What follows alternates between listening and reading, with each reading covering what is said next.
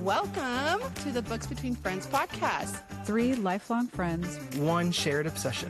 Books. from epic fantasy to page-turning thrillers. We dive into the stories we love, And the ones we just can't stop talking about. so take a seat. Grab a drink. And get cozy. All right, welcome back, book friends. Speaking of cozy, what is making you guys cozy these days? So for me, I just had a day off and it was a great day for me. I got to finally spend some time by the pool and I got to read all afternoon. So that is what has been making me feel cozy lately. Jen, what about you?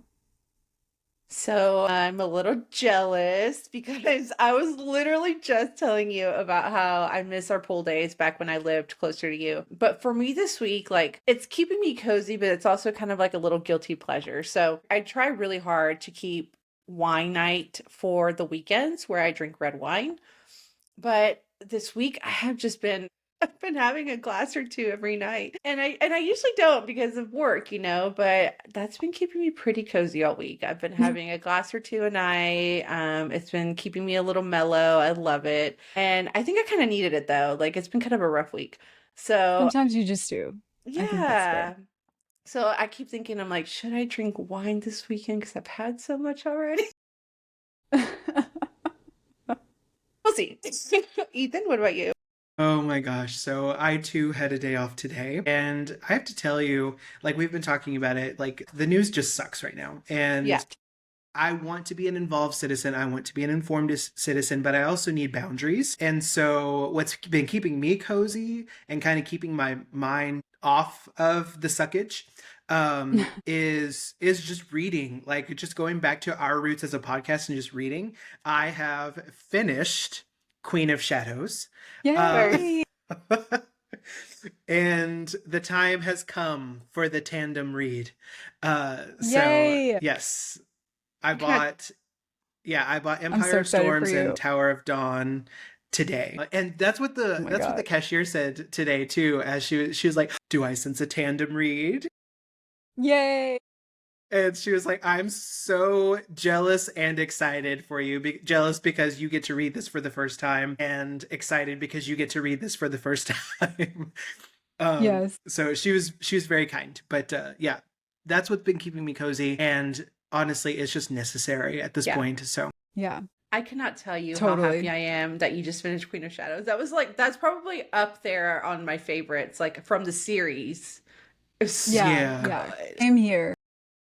I dig the series, and It's so I good. will freely admit when I was wrong. Like I was wrong to not want to read the series for so long, I guess, just because like I've already mentioned it before. Like I had just finished reading Shadow and Bone and I hated it, and it felt similar to me at that time, which is why I held off on Throne of Glass. But now that I'm back in it, like gosh, Aelin So Galathinius is good. one of Yeah. my favorite characters of all Told time. you. I told you. Loving Manon. Yep. And all of the intricate like side characters and their stories Yeah. now. I Yeah. love Rowan. So good. Yes. Yeah, it's really really good. Isn't it so good? Like when you read Throne of Glass, you really think it's about this like assassin, wanting to be the king's champion, and it goes from that to so much So more. much more. And I Yeah, think that's what I epic in love scope, about the yeah. series. Yeah. totally. That's Yeah. what I love about the Well, series, honestly. I actually personally have some news on that front. So, back when we first read Throne of Glass, we read it in chronological order. So that means Assassin's Right. Blade first. Yeah.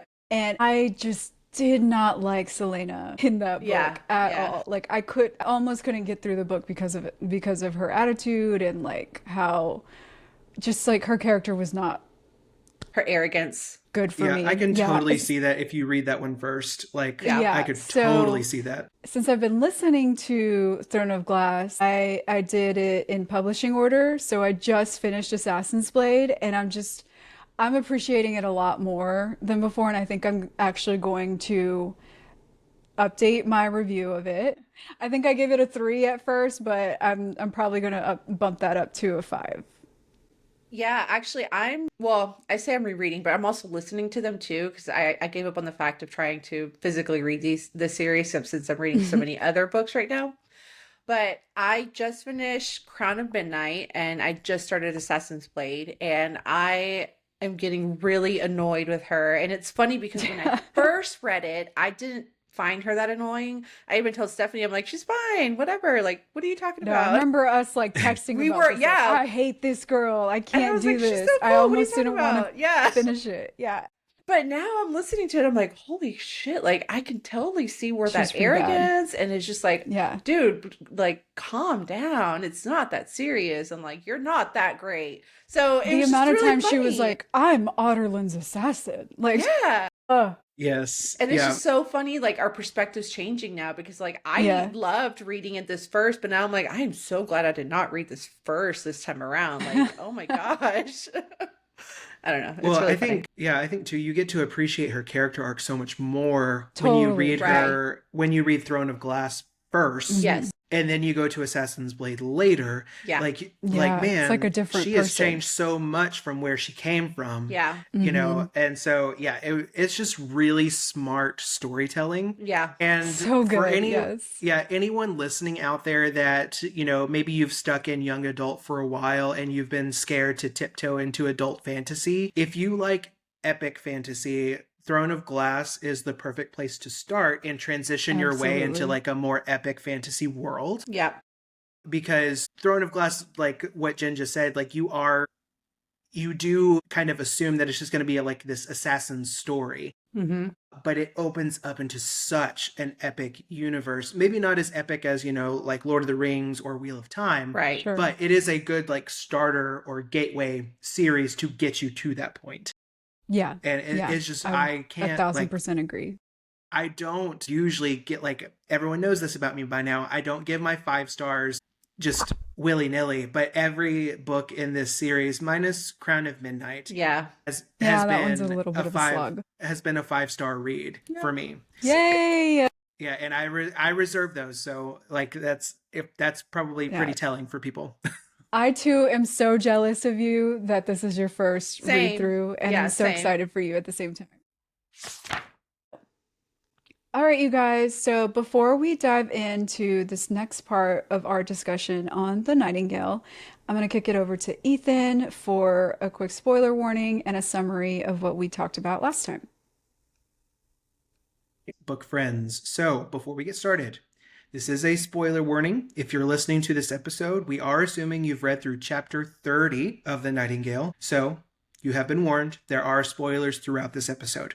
Now, let's pivot back to our last episode. In our last episode, we followed Vianne and Isabelle as their worlds continue to unravel under the strain of World War II.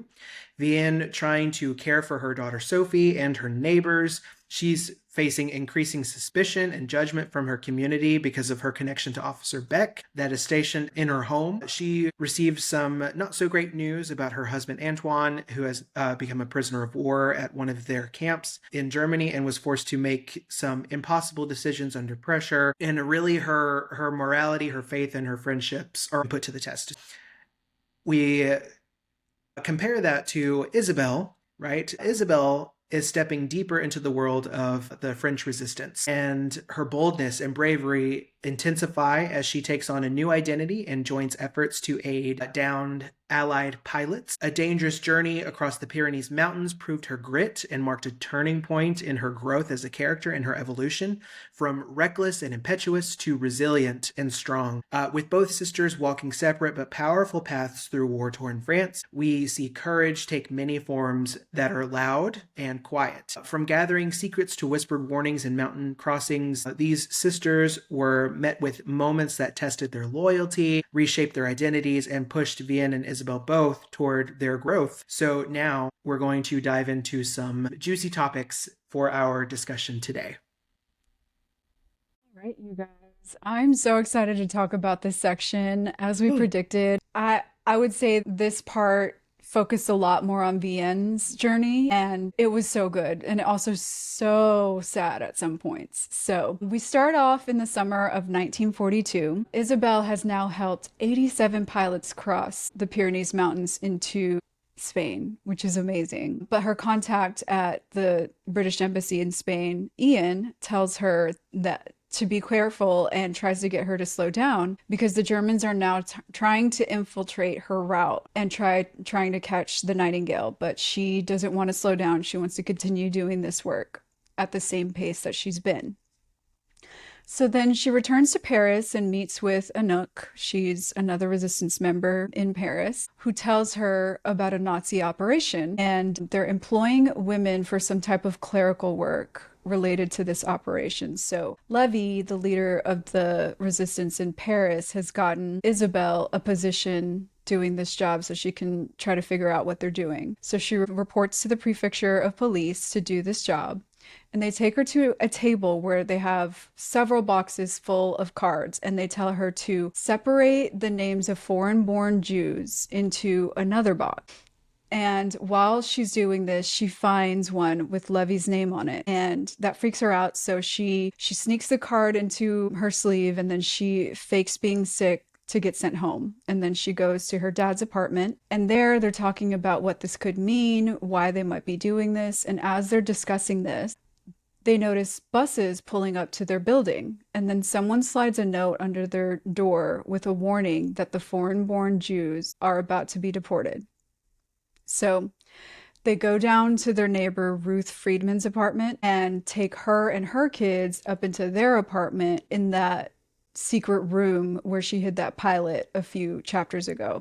And once they get Ruth and her kids up there, Isabelle decides that she's going to also try to save another one of their neighbors, Madame Wisniak, but she was too late and she sees them take her away. You know, it's starting what we knew was coming. Yeah. What did you guys think of this section? You know, one thing that I actually forgot to write down, but it was like literally coming to mind as you were talking, was, you know, there were several times where she tried to like ask some of the French policemen, because one of the things that they really pointed out was that it was the French rounding up the Jews, not the Germans. And Right. so she kept asking like the French policemen, like, what's going on? What's happening? And, you know, I think like at one point, one of them even looked scared and worried and was like trying to tell her, like, get out of here before you get in trouble. And like kept Right. trying to protect her by telling her to go away. And it happened again, I think, here whenever she was trying to help the neighbor who, it was too late for her, but she was trying to help the children. And, you know, one of the French policemen kept telling, like, you just need to get out. Like, just really trying to protect her and help her, because I know they probably didn't agree with what was going on, but they were under orders by the Germans to do that, right? Yeah. So like I did notice like that really kind of picked up, or I really noticed that part when I was reading, was like they made the French do it, and then some of them like were trying to kind of protect some of those non-Jew people and to make sure that they didn't get mixed up in this, because it was going to be bad for them. But I do love that like Isabelle and her dad kind of get like temporarily reunited, because it talks about like her coming back home after months of being away. And, you know, it even says like it felt good to be here again with him after months away. And like it just shows that she still just wants that love from her dad. Yeah. And I think that she's finally getting kind of more of that with her dad, just having more time with him, more So they're working together understanding. now. Yeah. Yeah. And I love that. And I love that they're still helping in any way that they can by trying to hide the Jews, knowing that they could probably get killed for that, you know? Yeah, totally. And if not as his daughter, then at least as equals and colleagues, right? Like he probably can't, like he probably doesn't even want to, because the guilt would probably just be crushing. Even try to make that reconnection between father and daughter. Right. But yeah, that part really struck out to me as well. And gosh, I just felt awful for Wisniak, and because Isabelle is trying to plead with her, like, let me take your child. Yeah. Like let me take your Yeah. child. And Wisniak was just like, you She wouldn't let him go. young naive girl. Like Yeah. when you're a mother, you'll understand, but you can't part with your child. Right. I'm like, gosh, if you But you only knew have what no was idea. coming for you. Right. Like, gosh, oh, it's heartbreaking. Right. And this is the start of this section, which just goes to show like where we're heading Yeah. later. Yeah. But I'm happy that at least she was able to get to the Friedmans, but we still see a little bit of that recklessness I know. with Isabelle, right? And what's dangerous is that she's using that recklessness as an excuse for, you know, it's courage, you know, like she's being brave to try to get to this next family before They you get know, there. it's like yes, it's like a race against the clock. Yeah. And she just doesn't make it. And again, like Steph has said before, she just gets lucky, Yeah. right? She gets Yes. lucky because this French officer is telling her, you need to leave. Yeah. Like, you Right. need to leave Yeah. now. Yeah. Someone so, else yeah, might it's- have rounded her up too, you Yeah. know? Yeah. Yeah. That's So, true. yeah, Yeah. it's an emotional tone immediately off the bat. Totally. All right, so then we get back to Vianne and Caribou, and she is now sharing her rations with Rachel because the Jewish families are no longer allowed to shop alongside of everybody else. They have to wait until the end of the day when there's nothing left for them. So she goes to Rachel's after collecting her rations and splits them with her. And so she's been doing this now. And so one day, Beck warns them about the deportations of foreign-born Jews, and she tells them that Rachel should hide. So Vianne takes her and the kids to try to escape by trying to get to the free zone. And they take a path that Beck tells them is not as heavily guarded or watched. And so once they get there, they start lining up to try to get past this checkpoint. And unfortunately, as that's happening, one of the German, I don't know if it was a policeman or soldier that was at that checkpoint, just starts firing into the crowd of people. And so Rachel and Sarah try to run back into the tree line where they had come from, but Sarah got shot in the chest when that happened. So they were carrying Ari in a wheelbarrow, and Vianne quickly took him out of the wheelbarrow and put Sarah in, and then handed Ari over to Rachel, and they ran back home or back to Vianne's. And they get there, and Sarah passed away from her injuries at that point. And Rachel, of course, is in shock. So she's not really processing this just yet. And Vianne springs into action. She says, I will go bury her, but you need to hide in the cellar. And so she makes sure that Ari and Rachel get into the cellar, and then she goes and buries her. And so the next day, Vianne wakes up and she goes and gets her rations and notices that nothing seems different in town. So that's weird. But later in the day, she goes and checks on Ari and Rachel in the cellar. They're doing fine, but Rachel says that she needs some diapers for Ari and she would like to take a bath. So they decide to walk over to Rachel so that they can, get those diapers for Rachel to be able to take a bath. But unfortunately, when they get there, a policeman drives up to her home and asks Rachel if she is Rachel de Champlain, and she says, yes, you know who I am. And so he arrests her, and Vianne refuses to leave, even though the policeman tells her to go home. She gets in the car with them, and he takes them both to the train station where they are deporting the foreign-born Jews. So once Rachel realizes what's about to happen to her, she quickly hands Ari over to Vianne and begs her to take care of him, and she does. So then she takes Ari with her back home. So much to unpack, right? This is it, you guys. Yeah. Yeah, it's happened. And I wish, I don't wish, it feels like we got cheated a little bit to actually be able to grieve. And so I even wrote in my notes, I was like, it feels uncomfortable to keep on reading without sitting with the moment. Right. That this child just died. And it doesn't shy away with describing what it looked like. Vianne describes it as her chest was just full of bullet holes, of this machine gun that was just let loose in this crowd of people, innocent people, right? And so infuriating first and foremost, and then it's just heartbreaking. You see Rachel just go in shock, like you were saying, she's in shock. She's not able to fully grieve and grasp the situation. And then what's even more heartbreaking is that now she has her son, and she is forced to sit with that grief in a cellar, not even in her home. Alone. And with her, and she doesn't know if she's going to get caught or anything like that. I can only imagine what was running through her brain. I was afraid actually that she might take it as an opportunity to end her life and her son's life, as a loss of hope. Yeah. I was praying that wasn't coming in the next episode or in the next chapter as I kept on turning the page. But then I felt even worse. However Isabelle is lucky, Vianne and her friends are just as unlucky, right? Because it just so happened as a matter of like awful fate that this Paul is his name. There's a special Yeah. place in hell for him. Oh my gosh, Like yes.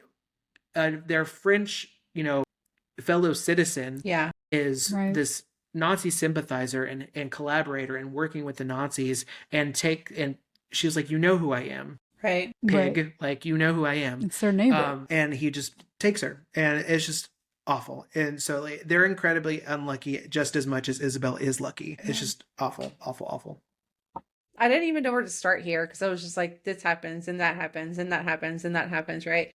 Right. I will say that I agree that this was very emotional. There was a lot of mixed emotions, but before I kind of talk about like what happens with Sarah and Rachel, I want to mention this moment because it kind of changes perspective for me of Beck. And that to me, that's like a little important, not that important, but it's important to me. So before we kind of got into like Isabel and learning about all the saves that she has done in the last 8 months, like there was a little tiny section on Vianne and Sophie and how Sophie almost dies. And she's really sick. She has this fever that won't break and she has no medicine, no way to help her. And one day Beck shows up with the bottle of medicine of exactly what she needs that will help her, get better. And like that just kind of like shifted my perspective on Beck a little bit because the last episode I felt like he wasn't really helping them, even though he said he wanted to help them. And it kind of just felt like he was taking advantage of Vianne here. But now he's actually helping them because it also gets revealed that he's been bringing food home for them. And it's not in big amounts because I don't think he can afford to sink that much out without there being some kind of suspicion within his rank, right? But it's enough for them to not let them starve to death. And so I was honestly really, really surprised, but so relieved when he actually went and warned Vianne about Rachel. I was like, whoa, that just happened. Whoa, he just told her. I didn't think he was ever going to turn on his own people like that to try to help the person he's living with, right? And so I kind of feel like Vianne was very hesitant.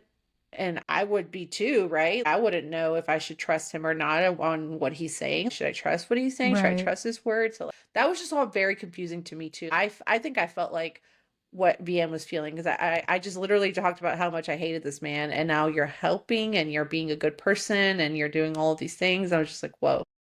It's confusing. Yeah. Yeah, it's just a lot. It's just a whiplash of emotion here. I don't think I've cried as much as I have when I read that. Like I literally had to stop reading when I was reading about like, especially because Sarah's last words were like, tell Sophie, and then boom, she dies. And so they have just lost everything here. I mean, especially Sophie, who's trying to put up a brave face too. She just lost her best friend. Yeah. Rachel just lost her daughter, and they're still in danger. We don't know what's happening next. And then on top of that, she gets deported. I'm like, it was so heartbreaking because they were so close, y'all, so close. If she would have just stayed in the cellar a little bit longer, like I know. That's what I kept thinking. I'm like, if you would have just stayed there for a little bit longer, you would have been safe. Maybe, right? We don't know, but. So devastating, just so devastating. I'm glad you brought up the pace of this, Ethan, earlier, because I also felt that like, oh my gosh, like one thing after another, like one devastation after another. And not just for Rachel too, for Vianne to be trying to save her best friend and her family. And she couldn't, like that would break somebody. And like you said, Jen, if they had just stayed in the cellar a little bit longer, maybe it wouldn't have happened. That's what I kept thinking. I'm like, if you would have just stayed, if you would have just listened. And like we've all said before, this unfortunately is what it takes for Vianne to break. And I honestly don't think that she would have, right? Like, because we're starting, this moment shows that her gears in her brain are starting to turn, right? They're like resistance is starting to poke in her brain. And I don't think she would have had she been able to sit with it and grieve with it. If she would have probably reverted back, but life is not allowing her to at this point. And so she's just keeping on going. Eventually, I think that probably leads to some of the decisions that she made that we're going to talk about later. I didn't mention this before we started discussing, but like, so now that she's got Ari, she needs to hide him. And of course, Beck still lives there. which is really dangerous. You know, we don't know if he would turn her in, but when Beck comes back and sees Ari with her, she asks, "Are you going to turn me in?" And at this moment, he says, like, I mean, French-born Jewish children are not being deported right now, but he tells her eventually they will. And they also have a moment here where they almost kiss. Y'all remember that? Yeah. And I was so glad that Vianne finally came to her wits at, you know, like at the last second and pushed him away. But I could see her almost falling for it, you know? Yeah. Well, first of all, I totally called it.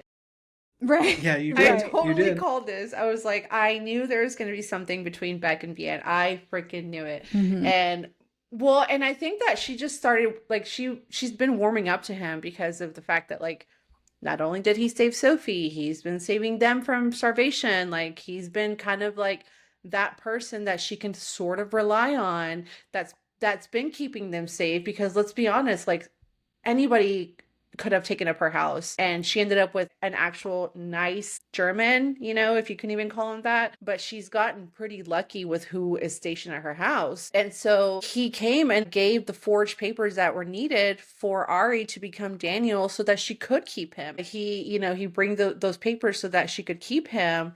And so that was really surprising to me because I was like, that is really dangerous for him to do that. Like he could get killed by doing that. And he did it for her. And so I remember when I was reading their moment between them when they were going to kiss or almost kiss, you know, she kind of left it with her inner monologue that said, it would have been dangerous for us to kiss, but it's even more dangerous that we want to. Right. Yeah. You know? Yeah. So she's kind of self-aware now that this is kind of a pattern for her. She kind of finds someone to depend on instead of, you know, resisting. Right. Yeah. It's so interesting. This section, I fell in love with Kristin Hannah's writing. Like, I think she is incredibly clever in the way that she writes because I think Beck and Vianne are just mirrored, right? Like, they are the same character. They are just completely mirrored. And Beck, you can see both of them struggling internally with their decisions that they make. And Beck is trying to reconcile his country doing these awful things, but yet he's trying to maintain a sense of duty. Right? Like, I don't think he's a terrible person. He's just a person that is coming to terms with the fact that his country is corrupt. Right. And is not good. And Vianne is also not a bad person, even though like she finds some kind of way to sympathize with Beck, right? Like that doesn't make her a bad person. It doesn't make her a bad person for wanting to be safe, right? It just like it's frustrating sometimes to read. But I think they are the same character, and it points to the fact that Vianne is growing while Beck is not really. Right.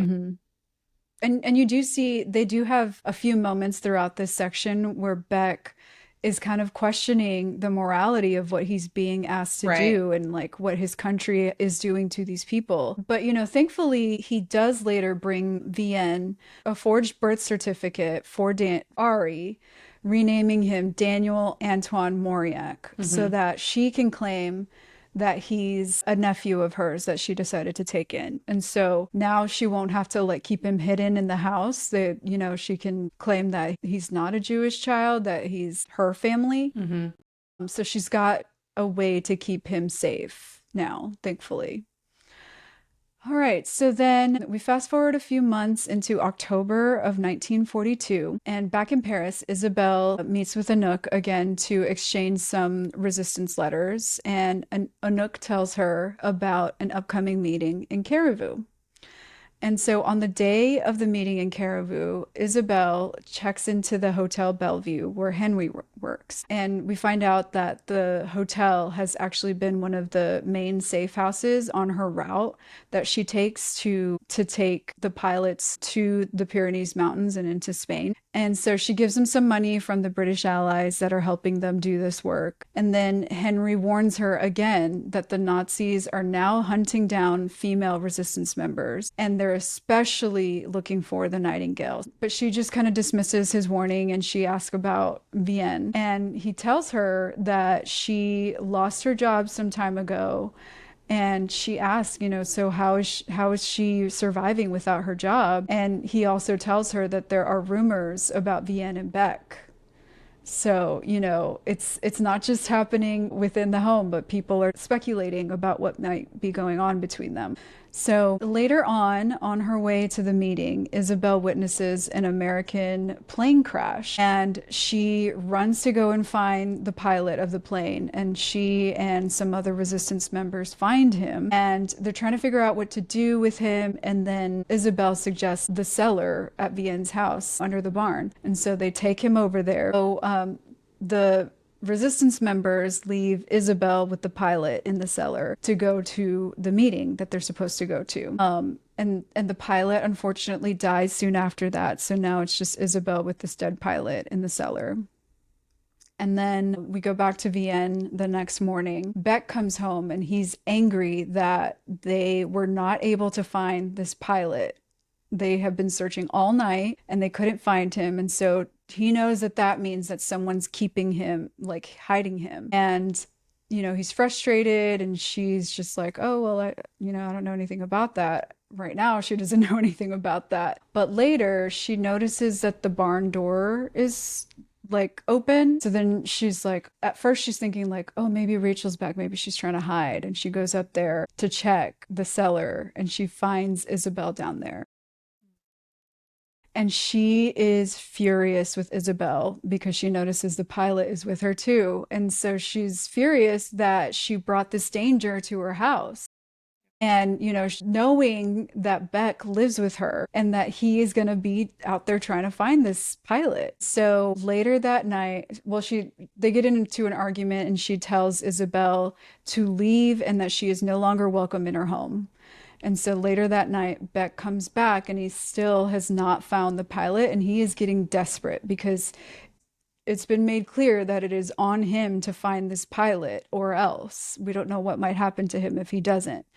And so he starts searching her house and she's like, I don't, know what you're talking about. I don't have him. And unfortunately, he remembers that when he warned them about Rachel needing to hide, she mentioned something about a cellar. So he goes out to the barn and finds the cellar. And as he's opening the cellar door, gunshots go off and Beck shoots, Isabel also shoots, but as he's finding the door, Vianne actually grabbed a shovel in the barn and also hits him in the back of the head at the same time as this all happens, and he falls and dies. So then shortly after that, the other resistance members that had helped Isabel bring the pilot into the cellar come and find this chaos going on. And so they decide, okay, Gaetan is going to take Isabel to safety in the nearest safe house in the free zone. And then Henry and Dieter are going to get rid of Beck's bike and his body. And Vianne insists that she's going to go with Isabel and Gaetan because she wants to make sure that they make it into safety. Yes, that is so much because it's also revealed at that time that, yes, they killed Beck, but Beck's shot that he did found its way into Isabel. So Isabel has been shot. I forgot to mention that. Yeah. Yeah, and so that's where the high stakes kind of come in here. This was a lot, right? Like this was a lot to process. I was so incredibly frustrated with Isabel because I was like, you're being reckless again and rash. And you didn't even stop to check to see if the guy was injured. Like, right. It was later revealed that he had like a really big blood stain on his chest. If she had just taken the time, I mean, not to sound harsh, but he's not worth it, right? Like he's going to die. It was a lost cause. Yeah. Yeah. And so like, just leave him there. Don't bring Sophie into it, right? Don't bring Vianne into it. But she did anyway, because she didn't think through it. And so, yes, Beck ended up dying here. I can't, like, it's sad, of course. Like, no death is like a happy event. But right. I'm not overly sad about this death. I did call it though. Like he was the one that was going to die. And so you did call it, yeah. I'm sad for his family, right? Because he has kids, he has his wife. But I feel even if he had survived somehow, his character, I don't think would have grown the same way Vianne would have grown, because I feel like he would have returned to Germany. And there's like studies in history on this, right? Like Nazi Germany soldiers that returned, they kept on saying they were just following orders. They were just following orders, and they were haunted for the rest of their lives with the stuff that they have done. Yeah. And I feel like he would have been one of them, even though he was not. Yeah. He said, he's like, I didn't use the whip, that was at the place where Rachel was getting deported. He's like, Right. I didn't do that. Like, he was trying to separate himself as much as he could. Right. But he was ultimately, still part of it. And I don't think he would have survived that mentally after the war. Mm. But yeah, Isabelle getting shot in the process is not something I saw coming. I did think after, like, I read that she crumpled to the floor, it's like, oh my gosh, she died. I thought so I thought too. that Yeah. might have been confirmation that the older sister was Vianne, or the older woman was Vianne. Mm-hmm. And, she would have taken that opportunity to get the trunk out of the cellar and hightail it with Sophie and Daniel. And I was like, if only she had been that smart, right? Like to get Yeah. out of there, like go with her sister. Because, yeah, I was frustrated with Vianne at that point. I was like, yes, you're being, well, you're brave. Well, just go with your sister. But Right. I was very proud of Vianne nonetheless, because she goes up to Gaetan and she was like, if you don't take good care of her, I'm going to kill you. Like she presents a little bit of Isabelle here. Yeah. Right. And I don't even think we can say Isabelle anymore. Like she's being like Isabelle. I think she's just being a Rossignol, she's being a Nightingale. Yeah. Right. Like it's taken a long time, but it's here. Like Right. she's starting to own it. Yeah. Totally. No, And the way she like took that shovel too, she like instantly was like, I gotta do something, because Yeah. she knew he Yeah. was gonna Yeah. find Isabelle.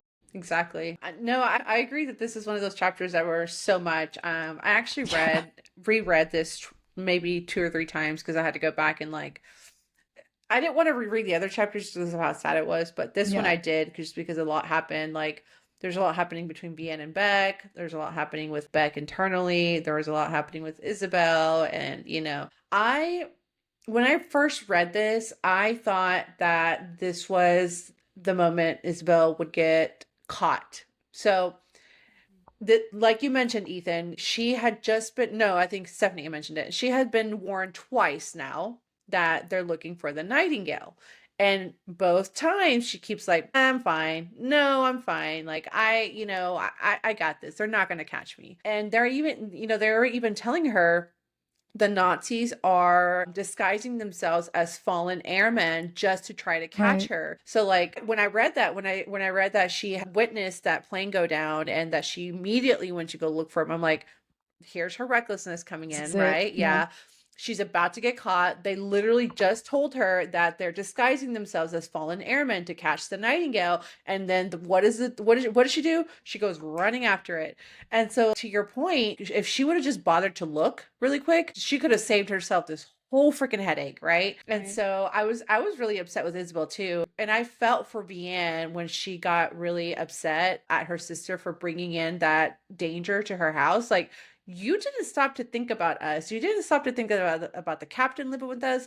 You didn't stop to think about what would happen if they caught you in my house. Like, what were Yeah. you thinking, And Yeah. so she does get caught. And so I was holding my breath the entire time, but also just really proud for Vianne for finally sticking up for her sister, right? Because even though she does kind of feel whatever she does for Beck, like, this is still her sister. This is still her family. And like, she did not hesitate to grab the shovel and like Yeah. hit him over with it. Like, she did not hesitate. She was panicking all the way up to the Mhm. moment, right? Trying to Yeah. get him to turn around, because I think that she knew that she was going to have to do something to Beck. And like, I think that's why Right. she was panicking, because she was like, he's going to catch her. I'm going to have to do something about him, because she is my sister and I'm not going to let her get caught. Yeah. And they even argue afterwards where Vianne is like, I killed him. And Isabel's like, no, I shot No, him. yeah. And it's like, who cares? He's dead. Yeah, We need he's to do dead. something. Yeah, it's a problem because he's a Yeah. captain. Doesn't matter who Yeah. did it. And that was the other thing too, like Vianne was really upset with Isabelle about. It's like, look what you made me do. Like, now we have this dead captain. They're going to come looking for him. And now I have to figure out what to do with him.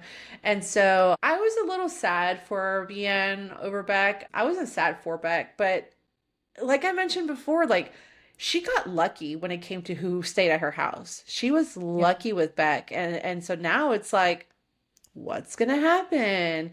And to your point, Ethan, I know you were saying, why didn't she just run away with Isabel? But like, that would have made her guilty, and it would have made her That's look true. guilty, and it would have made the Germans go after her just that much harder. And she has Yeah. 2 children to think about here. Like, that would have been hard to escape with 2 children, 2 adults, like trying to figure out where to stay, trying to keep themselves safe, trying to keep themselves fed. Like, I don't know. She was put in yet another tough situation where she didn't know what to do, right? And so she ended up Yeah. staying.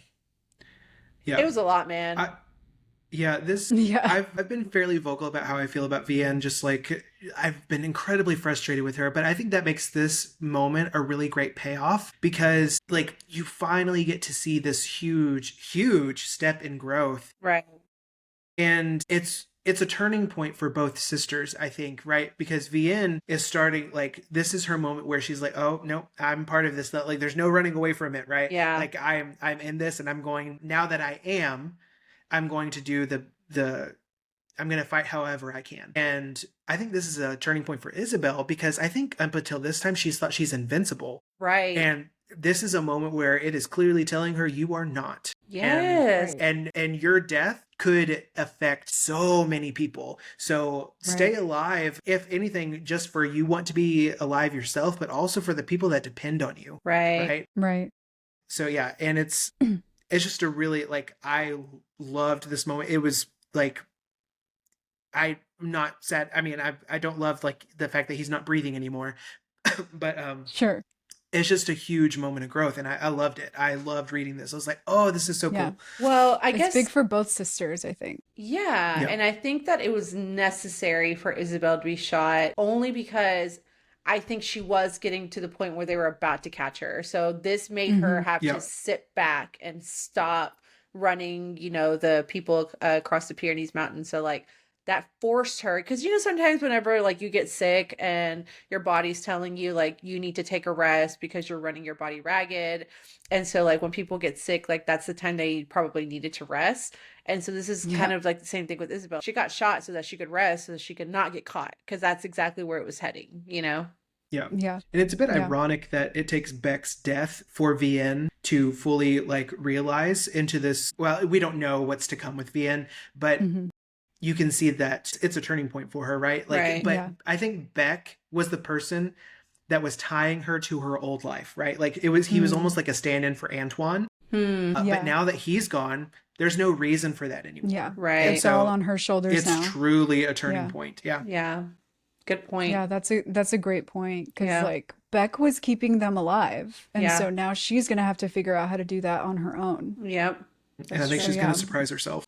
Yeah. Okay, so now we get another chapter in Oregon in 1995 with the woman, and she is looking at the invitation that she got to this Passeurs reunion in honor of the Nightingale. And as she's looking at it, she gets a phone call from someone in France asking if she's going to be at the reunion.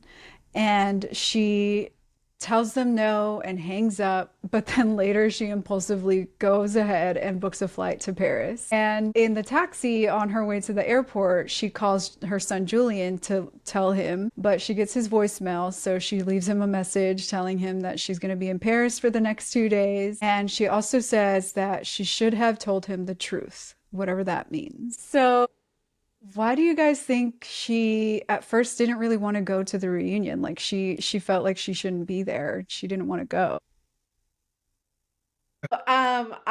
When I was reading it, I think before we didn't know, when they were talking about the invitation to this reunion, they didn't talk about who it was honoring, right?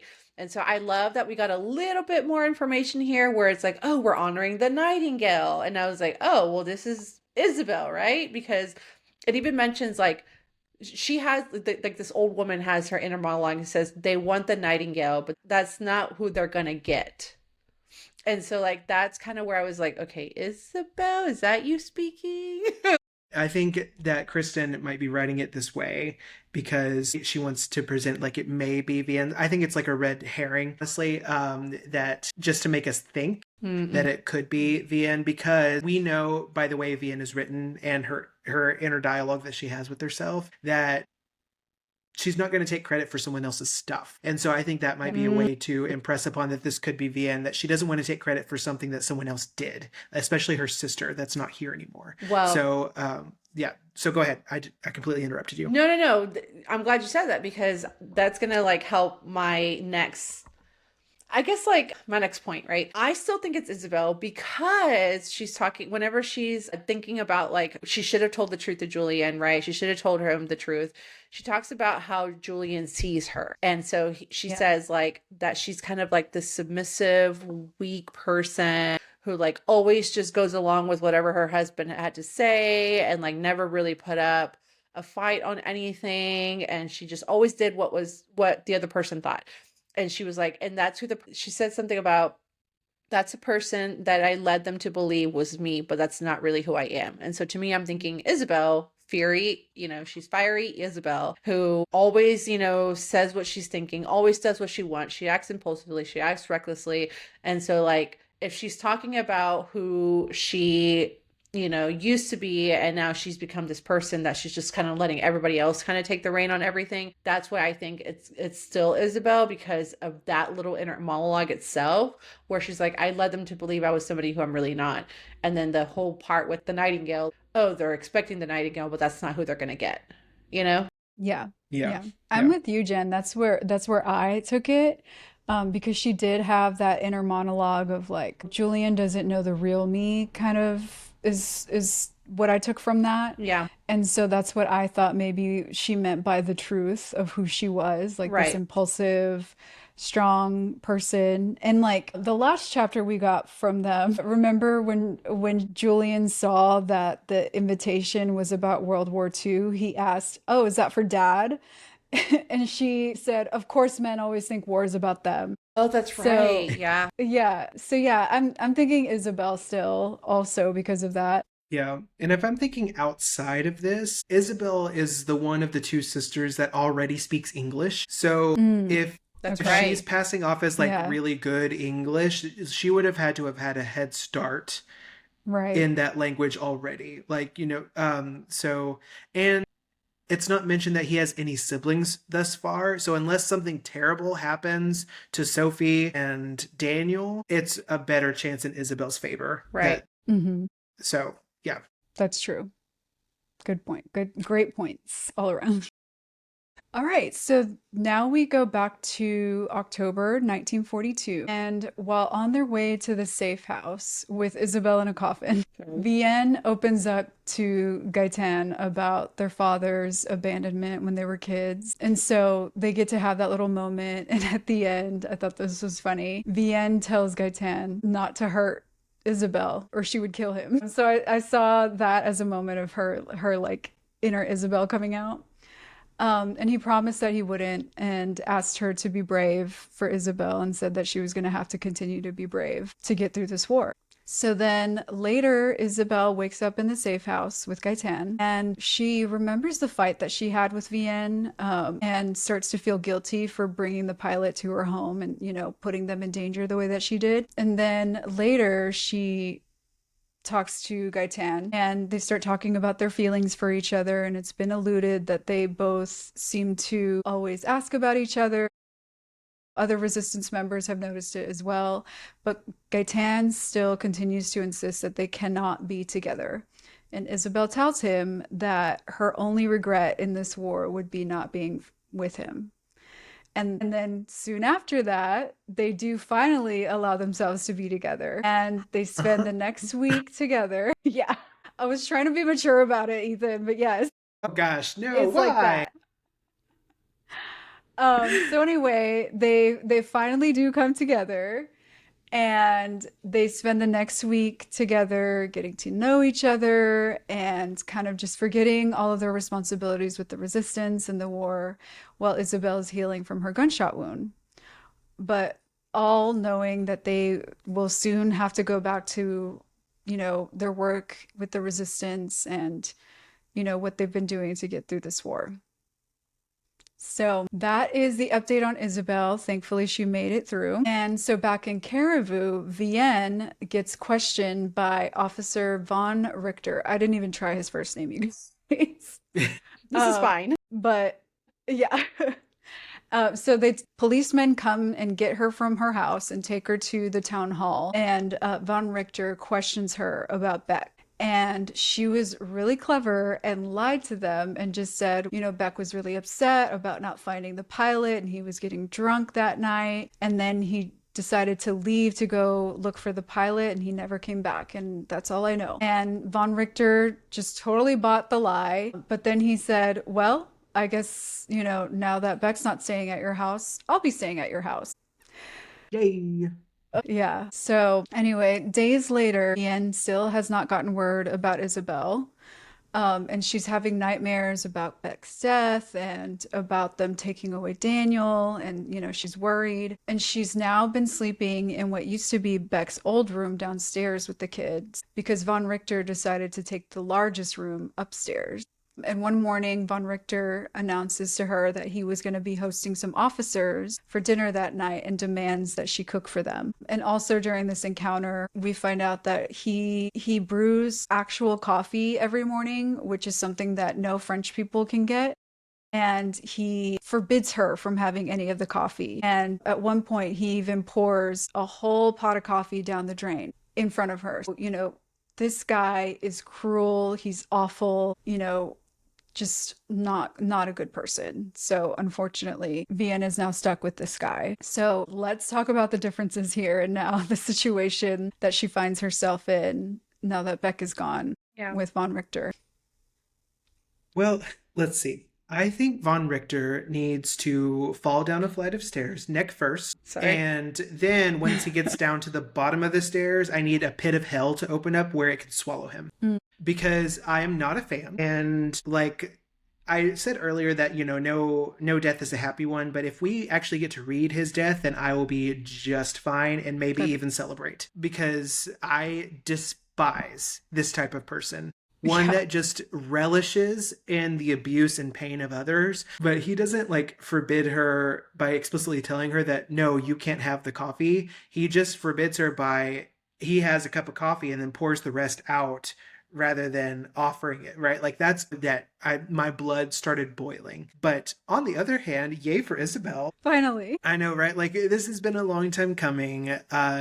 Geit, we can't get away from the brooding man even when we're not reading fantasy. Thank you. Right? Yes. This is you're overplayed. Shh, guy, just let it happen. Let it happen. It's gonna happen. She's literally throwing herself at you, and he's trying to taking her resist towel her. off. I was like, come on, play a little hard to get. She didn't have time for that, Ethan. Okay. Well, yeah, I know that is true. She says it explicitly. We don't have time. Mm-hmm. If anything, getting shot has told me how much time we don't have. Exactly. Right. Yeah. Because she even says I usually make them chase me or something like that. And I was just right. Yeah. She said in a different world, I would have made him chase me. Yeah. Or something like that. And that was the night they conceived Julian. Shut up. I mean, actually, not confirmed. Yeah. I know. So I am so glad, Ethan, that you said the whole brooding thing. I was so annoyed with him here. I was like, dude, yes. Are you kidding me? Because he even says, he asked Isabel, are you going to regret this? And she said no, immediately, right? And he goes, I'm already regretting this. I'm like, dude, shut the fuck up. Just enjoy the moment that you have a naked girl in front of you. Right. I was... And he's just I'm an ex-prisoner and whatever else he called himself. What else do I need to say? Literally, yeah. And then literally another part that I was just really upset about was she has been trying to kind of sneak in moments where they're getting to know each other, and she's telling him about things that she used to do as a kid with her family. We were too poor to do that. Must be nice. Yeah. Are you kidding me, dude? I was just so over him.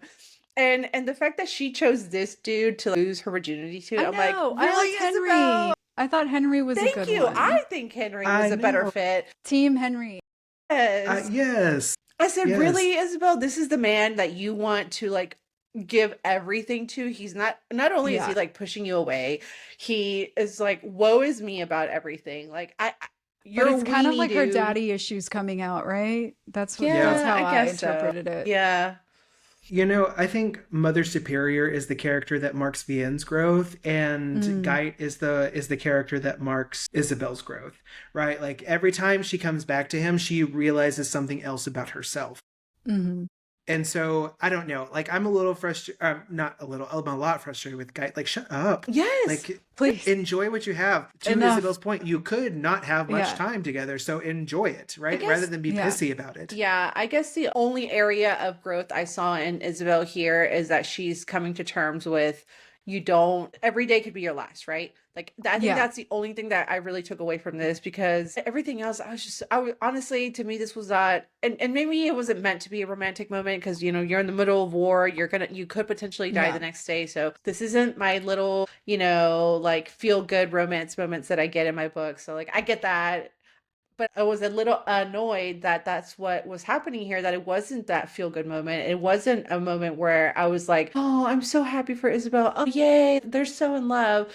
I was just annoyed the whole No. time and I didn't like that. I don't know. Maybe this is the truth that the elder woman has to reveal to Julian is that your father is actually not your father. It's Geit, you know, like. Ooh. But what you said See- earlier, going back to the elderly woman for just a sec, I know we're not in that section, but what also could be another point in favor for Isabel is you said when you were describing that phone call with that French person that was calling to make sure she got the invitation right or to ensure that she was coming, you said that she impulsively scheduled Right. flight, and I was like, that's a point in favor for Isabel because that was impulsive. Yeah. I read that too, and I I was so like, too. like yours that was really impulsive. You said no, like, oh, I'm gonna get Yeah. I'm gonna Yeah. get on a She's just plane. gonna show Yeah. up. All right, so that's what I thought with the whole Isabel moment. I want to talk about I want to share my thoughts on Von Victor and everything that's going on. And so even before I read about this moment between them where, you know, he was going to make himself at home at her house, like I kept thinking back to Beck, like she was just so lucky with Beck, right? Yeah. And then I get to this point and I'm like, see, I knew it. I knew it could be worse. And here we are. Nothing against Vianne. This is not her fault, obviously. But this is just confirms my thinking on like how lucky she was with Beck, right? Because when she's being questioned by him, he searches her for any weapons And feels her and up. feels her Yeah. and gropes Gross. her. And it was just so Gross. disgusting to me. And then, like, he even makes a comment that says, oh, I would have never left a beautiful woman like you behind, you know, when she tells him that Beck Yeah. left or whatever. And so the minute I read, I'm going to be living there, my skin felt like I was just like, oh my Same. God. Like, I felt like my Yeah. skin, like there was something crawling Same. all over me. My stomach was hurting. I was just really grossed out. And like, immediately my head went to, the minute he gets there, he's going to take advantage of her and force himself on her. I And thought so that- too. Yep. And I'm Yeah. going to Yep. tell you right now, that is something I cannot read, y'all. If this happens, Mhm. I will not read that chapter because I Mhm. cannot tolerate men that do that, you know? I mean, I'm not saying I can tolerate death because obviously I can't either, but I just cannot read about that. And so the fact that that's kind of what this is foreshadowing, because unfortunately it is Yeah. talking about, like, he does talk about her beauty a lot. And, you know, we kind of do talk about his, like, how cruel he is. Like, it kind of makes me sick, honestly. Yeah. But Agreed. I hated the fact that, like, he is being so cruel with their food too, because like you said, the coffee thing Right. where he just poured out the coffee. There was another night where like he took all the leftovers and gave it to the chickens, y'all. Right. Yes. Like Knowing that they're starving. yes, knowing Yeah. that these three children are not, or the three people are not eating. Like Yeah, like these chickens have more value than you as people do, right? exactly. Like that's what that statement is. Right. Yeah. Oh, and then actually, I don't know if that comes up later, but yeah. So I hate this guy. I hate this guy, and Yeah. and it's more so than what I felt for Beck. Like I hate this guy, y'all. Like oh Yeah. Yeah. We know Yeah. he's not because good. you immediately know where he stands and who he is, like Exactly. as a character. yeah, And what I also fear that moment that they are heavily hinting and foreshadowing Yeah. at, because at this time and even today, right? Like if that does happen to a woman, a lot of women will not come forward, Right. right? And especially during this time, Right. what woman Yeah. If an officer is stationed at their house, what woman is going to come forward and say that this is happening? Right. Right? Like nothing would be done about it, even if someone did believe them. Right. So it's just a no-win situation here. But I also fear for Sophie because Yes. Yes. she's a, Yes. and honestly, yeah. Well, like, she's a- yes, sorry, but yes, she's a girl. But what I feared too was the minute he told her, I'm gonna have men over for dinner, I was like, oh Yeah. God, here we go. That's what I was going to say, is that he mentions that later on, he mentions that he wants her to cook for, this group of men that are coming. I was like, oh my gosh.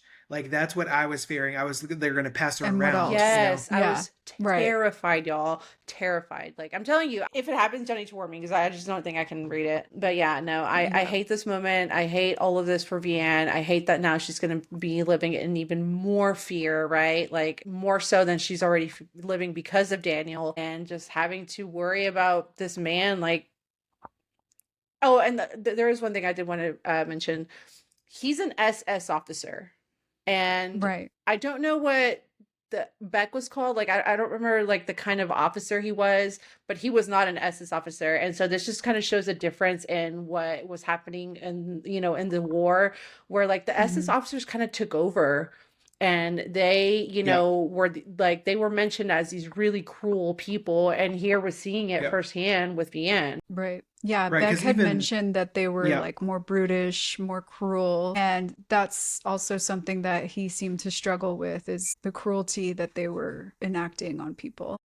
Right, because he compared the SS to the Gestapo, Mhm. right? Like on the same level as awful brutish behavior.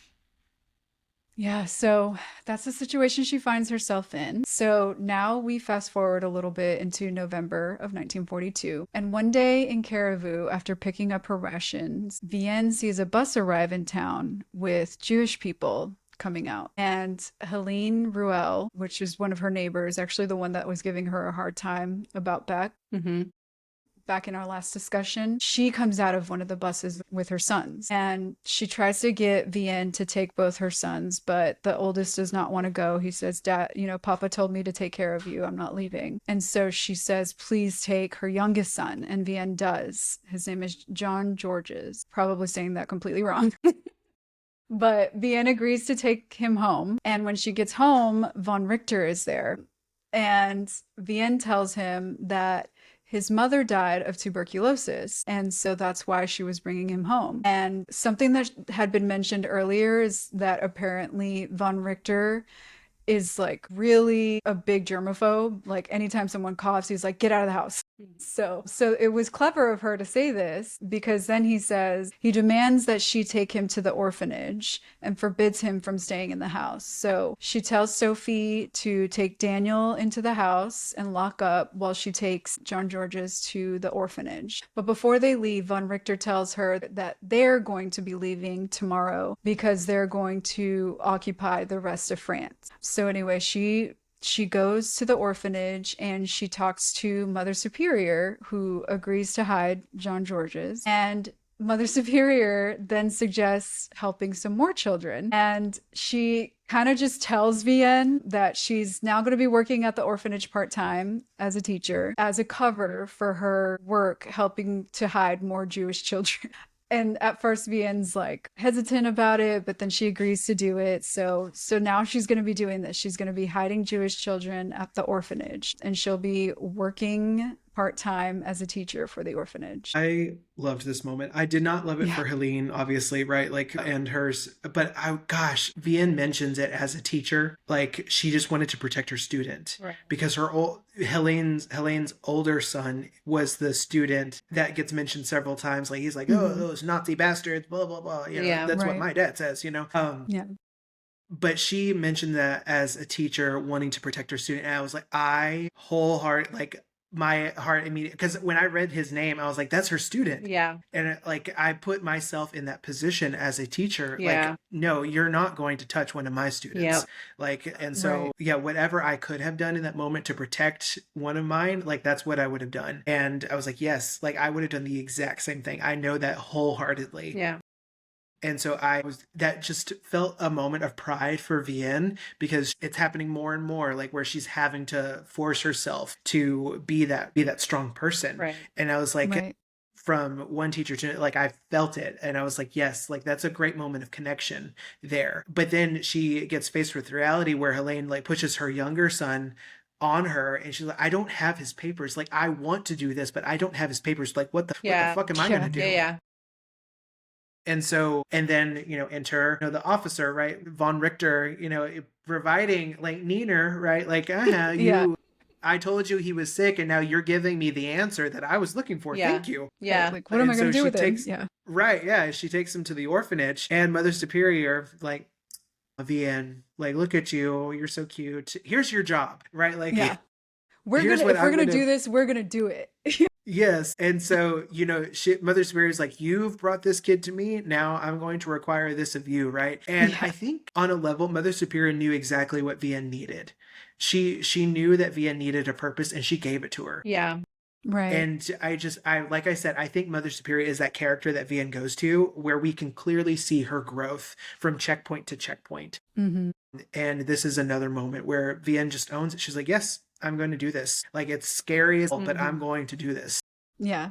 Well, Yeah. I do love that she's finally like taking a part in the war. Like that was another thing when I got to this point. I'm like, oh my goodness. Like, well, first of all, we kind of called it that this was like a section that was going to focus more on Vianne and what her part in the war was. So like I was really happy that she's finally kind of doing her own part. I mean, she started it with Daniel, right? Ari/Daniel. Right. She, by taking in Rachel's son, knowing that she could get killed for that. So like she's kind of started it then and like now she's like doing it now, even though it was kind of forced on her, she was just like, no, I have to help this child. I have to do that for her. And so I love that she's finally part of it. I love that she's finally kind of reacting instead of just like shrinking back whenever she sees, Right. all of that. But to your point, Ethan, like she just reacted so quickly because it is her student. She feels that protectiveness over them. And I think all of our educators, or as educators, we feel that. And so I would have done the exact same thing as well.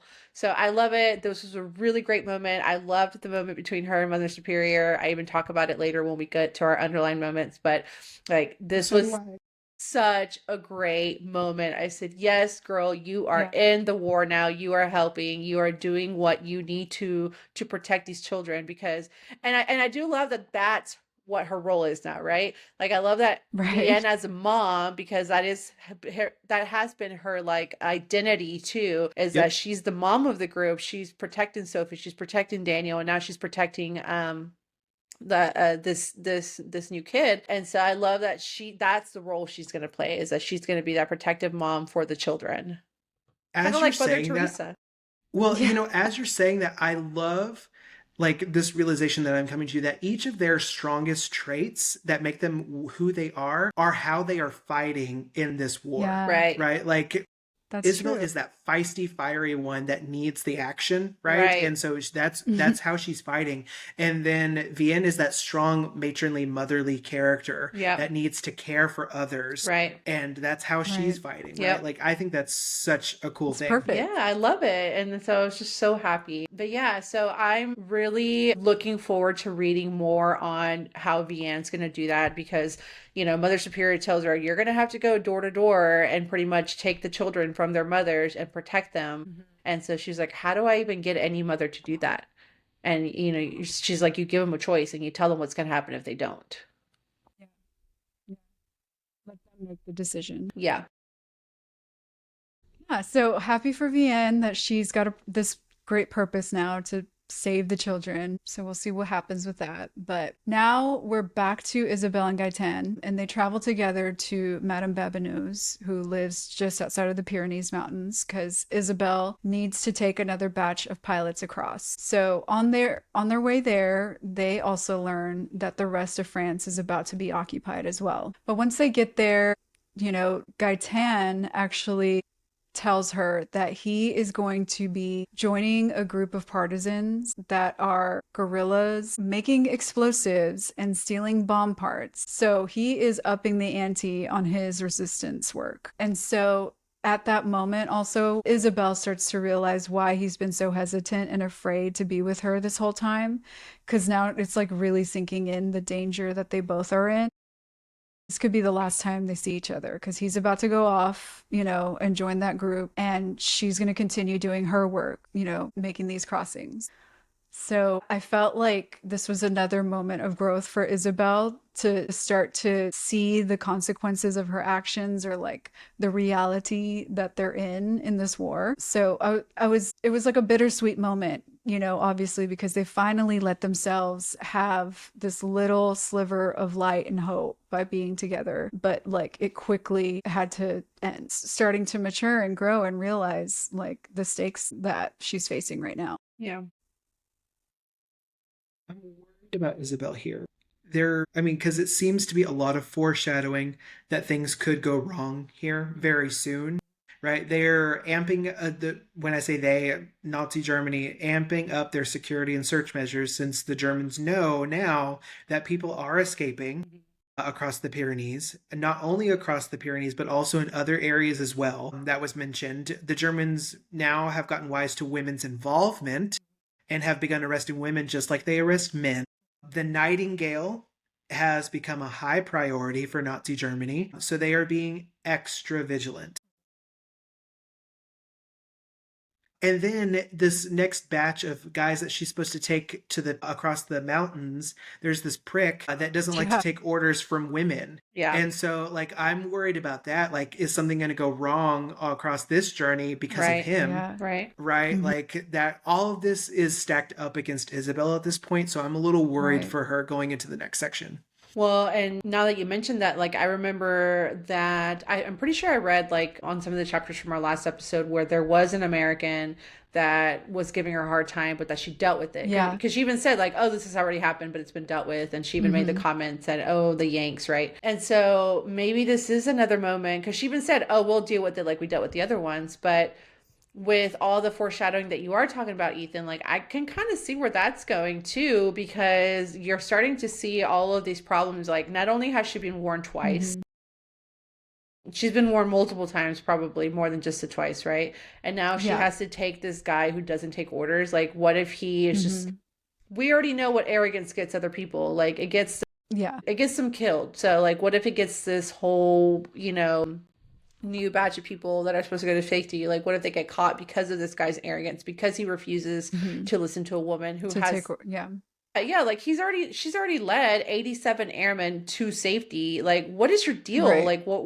I can't stand people who feel like they can't take not orders, but like who don't see women as equals. Like, I just cannot, I cannot deal with people like that. Well, remember, we're in the 90s when like the picture of the housewife was like all women were expected to be. True. And like misogyny was much higher than it is now. True. So this isn't the first time she's dealt with a man who can't take orders from a woman. But yeah, it could get them caught. So, we'll see what happens in this crossing. Okay, so now we get back to Caribou and Vianne. She goes to Henry to ask him to help her falsify some papers for John George's. And he agrees to get her some blank papers, but he tells her that she's going to have to forge them herself. So as she's talking to Henry, she realizes that time when Isabelle was about to go to Paris, and she mistakenly assumed that she was just some lovesick girl running off to Paris to be with Henry. And she realizes in this moment that she misjudged her for that and starts to feel guilty about it. But anyway, a few days later, as Vianne is walking home from picking up their rations, Henry comes up next to her and gives her a baguette, and he secretly tells her, I forgot what his words were, but essentially that the baguette has a special filling. And so she takes that to understand that the papers that she asked for are inside of the baguette. And then it's so funny that this happens this way, because it takes me back to when Isabelle started doing her resistance work. Yeah. But when she continues walking home and she runs into von Richter, and he offers to carry her basket with this baguette inside of it. Just like Beck. Just like what happened when Isabelle was taking the tracks home for the first time, and Beck offered is poking out of the basket too. Basket. Yeah. But again, Vianne uses the fact that Ron Richter is a germaphobe against him. And she says that she caught the flu from John George's the other day and she forces herself to cough. And so he gets pissed and like shoves the basket back at her and was like, why didn't you tell me that? And that scares him off. Well, because he noticed that she was like being really weird. Yeah. And so that's when she decides like, oh, I'm going to fake being sick.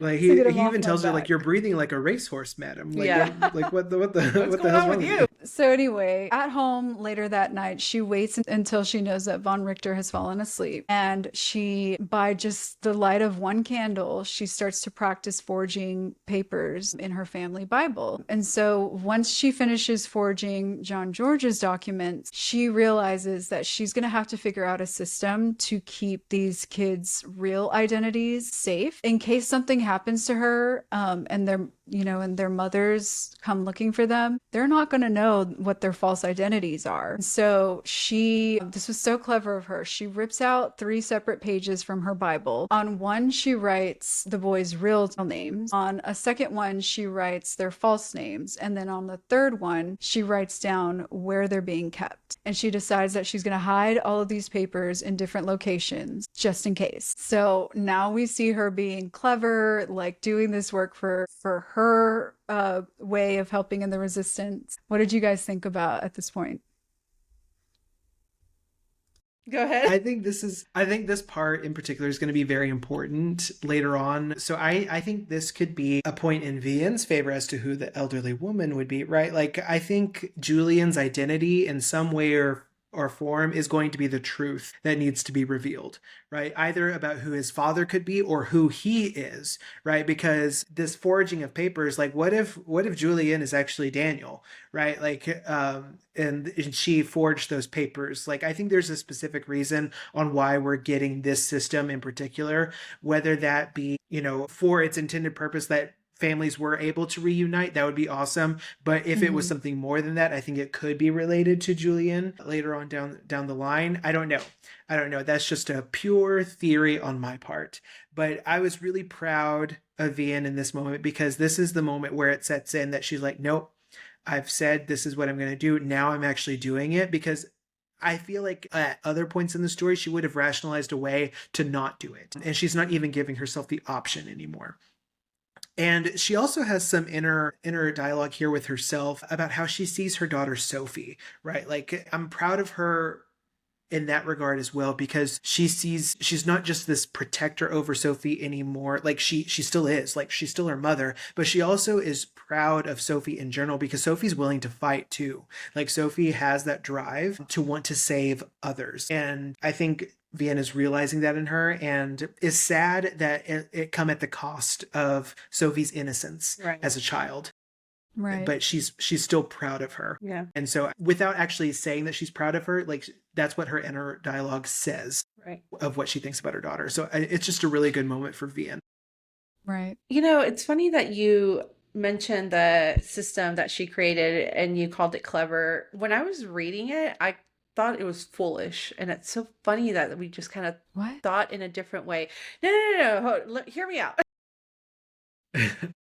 But first of all, I love that, like, her forging papers is the same as her dad, because her dad forges papers too. Yeah. So it's like, oh my God, like, look at them. Anyways, I don't know. It was just a cute little, like, I thought that was like father, like daughter. Yeah. I was like, I love this moment. The only reason I thought it was foolish is because you're writing down the evidence of what you're doing, and you're putting it inside a house of a man who, like, is cruel and brutal. And we've already kind of talked about some of the foreshadowing of what he could potentially do. And now she's writing all this evidence down of what she's doing. That was what I thought when she started doing that. Yes, I get the reasoning behind it, but I also think that's foolish, because I don't think those people are going to make it. I mean, we know they're not going to make it. Like, we know what happens at those camps. We know what kind of, did some people survive the Nazi camps? Yes. No. What are they called? No, the concentration camps. The concentration camps. They're calling them work camps right now in the book.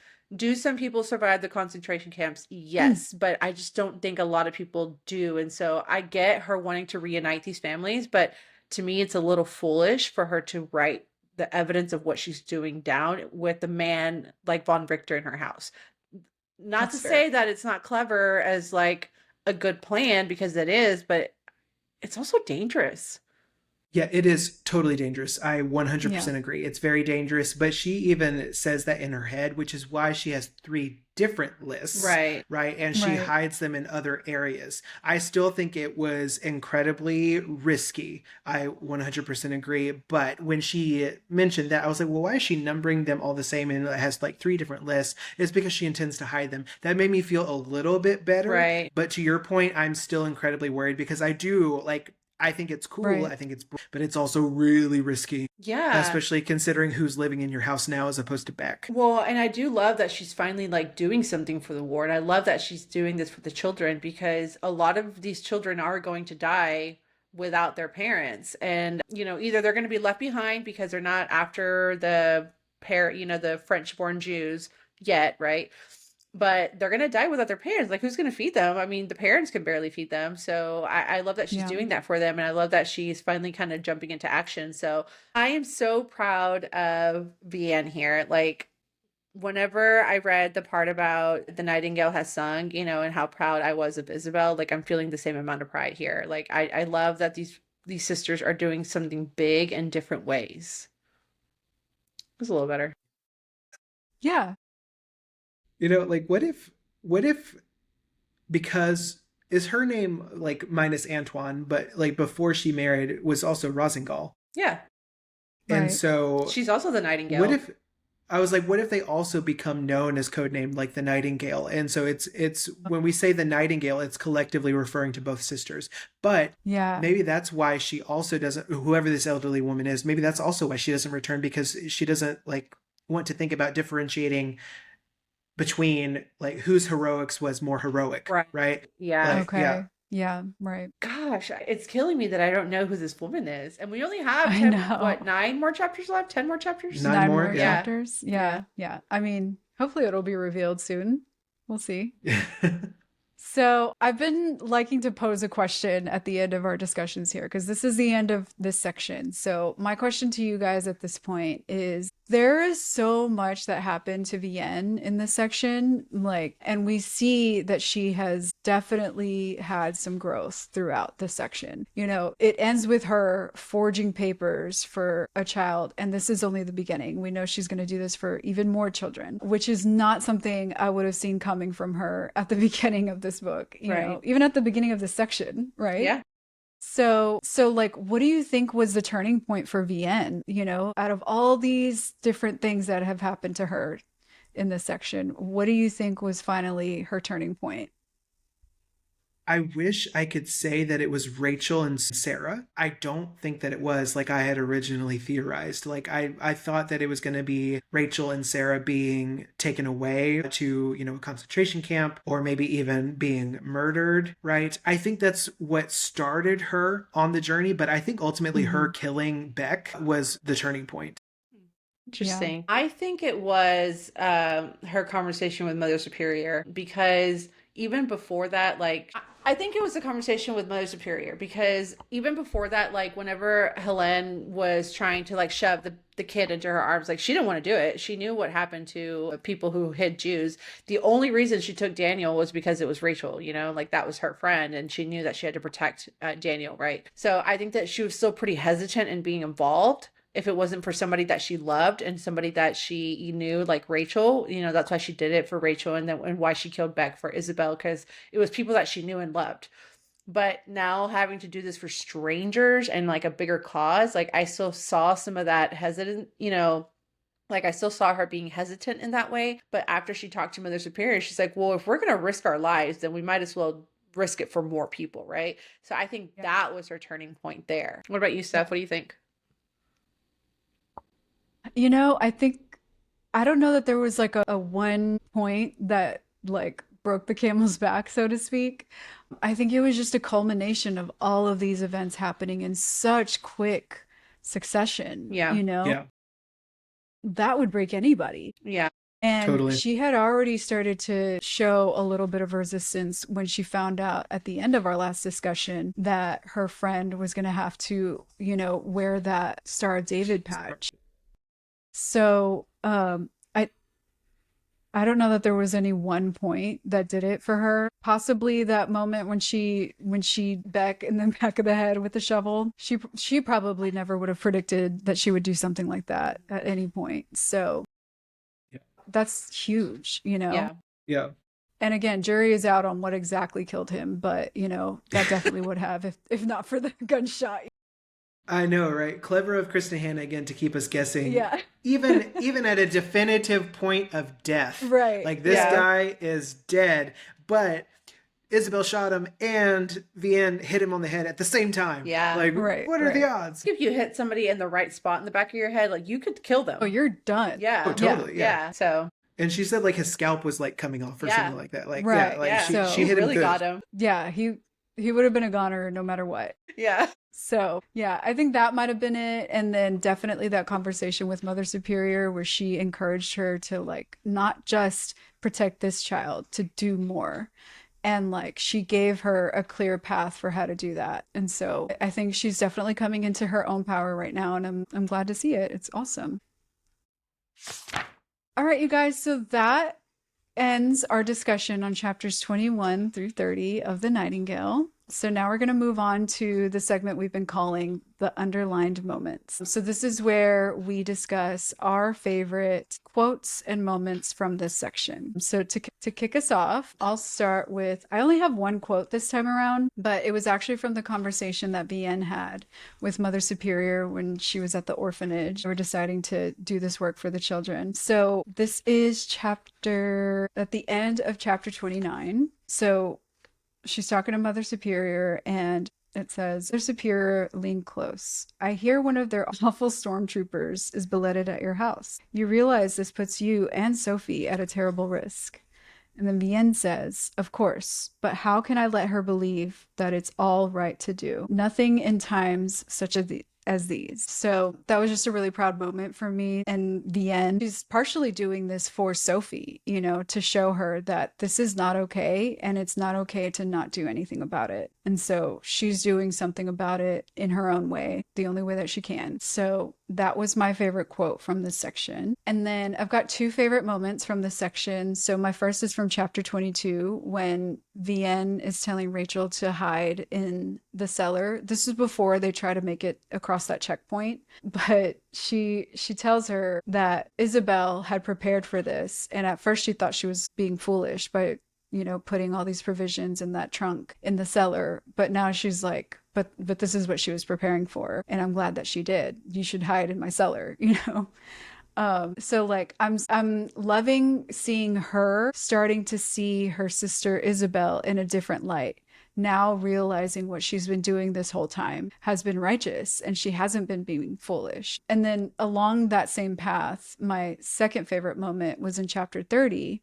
And this is when she's talking to Henry about forging documents for John George's. And during this conversation in her inner monologue, she starts to realize that back when Isabelle was about to move to Paris, she mistakenly thought that Isabelle was just being foolish and, in love with Henry. And she realized that no, she was doing this to do work for the resistance. And she started to feel guilty for misjudging her sister in that moment. And like shortly after that, she starts her work for the orphanage and forging papers. So, I just thought that was a really great moment for her character growth, in starting to be more like Isabelle, more like her dad, who are both working for the resistance and doing something against the Germans instead of just like keeping her head down and trying to stay out of trouble. Right. Well, I have a couple of fave quotes and a couple of fave moments from this section. And I guess when I say fave quotes, I really mean like quotes that made me think and like appreciate character development here. And the first one is from Sophie talking to her mother, right? Because Vianne is telling her, like what all they have to do to make sure that, Daniel is safe, and that, basically of her new outlook that she's taking on this war and her stance in it, right? And so Sophie tells Vianne, good for you, mom. Like, thank you for finally doing this pretty much. And I think it's very telling of a character development when like the child is proud of their parent. And it echoes the same moment that Isabelle had with their father, right? Because their father tells, look, good for you, Isabelle. Yeah. Good for you, mom. It's the same line, just Mhm. swap out the names. So I think it's a really cool moment. And then I also pointed out the same quote from Mother Superior and Vianne, right? Like, but how can I let her believe it's all right to do nothing in times such as these? I love this moment because that is definitive proof of how Vianne has changed. Mhm. Like that is very, very telling because Vianne wouldn't have admitted anything was wrong before. Right. But now this is a moment where she clearly states it and she recognizes it for what it is. And then the moments that really stuck out to me in this section, you know, like I said, I don't love the fact that Beck has stopped breathing, but I do love that that moment marked a transition between the sisters. One, just their relationship overall, but like what you were saying, Steph, like this is a moment where Vianne realizes that Isabelle has been more involved in this whole thing than what she ever could have thought of, right? And she felt guilty for having believed so easily the worst in her sister, or at least the worst that she perceived of her sister. Right. And so it was a humbling moment for Vianne. To Vianne's obvious growth here, like I've said before, like we've all said before, this is a huge section for Vianne. Mhm. And that moment in particular where she takes the shovel and hits Beck over the head with it, right? Like that's huge. This also marks a moment for Isabelle's grasp on reality. Like I said before, I think up until this point, she has thought she's invincible, Mhm. right? She's had all these early successes with getting these people across the Pyrenees Mountains. She's had these lucky moments, right? That she hasn't really had to have ingenuity for. Like it just happened to be fate that Yeah. she ended up being okay. Yeah. And so where she got shot and realized that she shouldn't have brought this person into Vianne's home, Yeah. marking suspicion on Mhm. her, like that's a moment for growth for Isabelle, Mhm. where she's like, oh no, I'm not invincible. And oh, my consequences do have actions, not just for me, but for other people. Yeah. My next favorite moment is Vianne. I don't like this, but she finally gets her hands dirty, so to speak, because she's helping these children. Yeah. This is a moment, like I said before, like I've fallen in love with Kristin Hannah's writing here because she keeps us on our toes as to who this elderly woman could be. All signs still point to Isabelle to me. Like it's still very strongly in Isabelle's favor, but it still could be Vianne. Yeah. And not even the definitive moment of Beck dying could help give us insight as to who this elderly woman is. Yeah. Right. Right. And now both sisters are helping with the resistance. Vianne is helping with the children and Isabelle's helping with soldiers. So they're both helping. Yeah. Like, who is it? Right. And I just thought about like, so last time we talked about how the older woman in 1995 mentioned something about like the man that I killed, and both of them claimed this kill. Claim that they Right, killed. yeah. Yeah. So, Yes. yeah. That's what I'm saying. So yeah, that's so good. All right. So for me, some quotes that really stood out to me were chapter 21. So when we left off our last episode, we were just getting the very start of Isabel's journey where, she completes her first mission. She gets to use the code the Nightingale has sung, and it's like a huge proud moment. And then we start off the new section with how many people she's actually helped. And so I really just wanted to bring that one little quote out. And that's 87 airmen you've brought us in the past 8 months, Isabelle. Like, holy crap. She has saved 87 people, y'all, in 8 months. Like, and I can understand why she doesn't want to stop. I can understand that she was like, no, I can help more. I can help more. Like, they're fighting for us. They're fighting to get France back. Like, I need to help more. So, like, that was one of my favorite quotes. Loved it. Loved how it transitioned from the end of her first mission to, wow, now you've saved 87 people. Like, how amazing. The other quote that I really loved was chapter 29 with Vianne and Mother Superior. And I've mentioned this already before, but like she tells Vianne, you are the leader of this now. And if we are risking our lives for one child, we may as well try to save more. And I'm just like, I mean, duh, right? Like she's already risking Yeah, her of life for course. Daniel. She's risking her life and now risking Mother Superior's life for Jean-Georges, right? So why not try to save more kids in the process? Like, and then she's just like, Might as here, well. you're the leader now. And so like really kind of making her grow into that moment where it's like, no, you're going to do this and we're going to do this together, but you're going to be in charge of it. And so loved that moment. That's what I'm telling you. That's where I think Vianne's turning point is, right? So, but that's just my thought. The other moments, so when it comes to moments like these two, I don't want to use the word favorite, but like I wanted to bring up this moment because it made me really incredibly emotional. And it was whenever Sarah was shot, right? And so she it says it here, it says Sarah lifted her head. Did we make it across the frontier? We did, Rachel said. We did. We're all safe now. I was brave, Sarah said, wasn't I? And I was just like, oh, You're gonna make me cry. I know, I'm about to cry too. And it was just it was just one of those moments where like she was there for her daughter to give her peace as she was dying, right? And I was just like, Oh God. what more could you do for your kid as they're dying? Like, anyways, it was just a really These are impactful moments, not fave Very. moments. yes, Yeah. very Very impactful. impactful moments. And then like after that happens, you know, she even says like, tell Sophie. And then I lost it after that. I completely lost it when she said that. I was just like, she didn't even get to finish her statement to Sophie, right? And especially after we had just finished talking about like how fused together their friendship was. And so just it was a very rough little section to read, but it was just very, Yeah. like you said, impactful.